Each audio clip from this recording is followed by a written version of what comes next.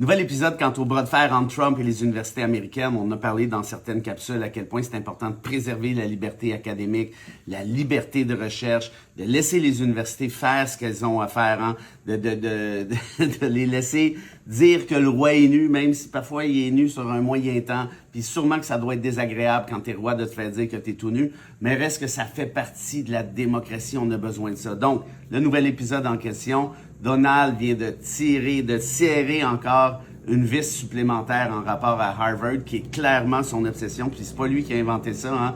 C'est le sénateur McCarthy qui avait lancé le McCarthyisme aux États-Unis, on s'en souvient, la chasse aux communistes, disait à l'époque que Harvard était un nid de communistes, puis il fallait lutter contre celle-ci. Bon, bref, on voit un peu l'espèce de retour vers le futur.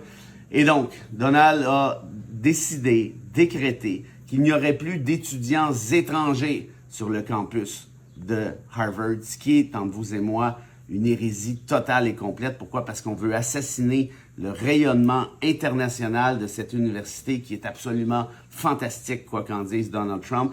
D'un point de vue universitaire, les échanges, que les étudiants puissent se promener, que les profs puissent se promener, que les chercheurs postdoctoraux puissent échanger, puissent contribuer à travers des colloques ou autres, c'est absolument essentiel dans une démocratie, je dirais pour le bien commun planétaire. En d'autres termes, honte à Trump, encore une fois, et regardez bien l'effet que ceci pourrait avoir sur d'autres universités, c'est-à-dire des effets d'autocensure, disant oui, ok, c'est bon, on va le prendre ton plan de cours, parce qu'on veut pas que tu nous stoppes les étudiants étrangers qui sont en fait souvent une vache à lait. À bientôt.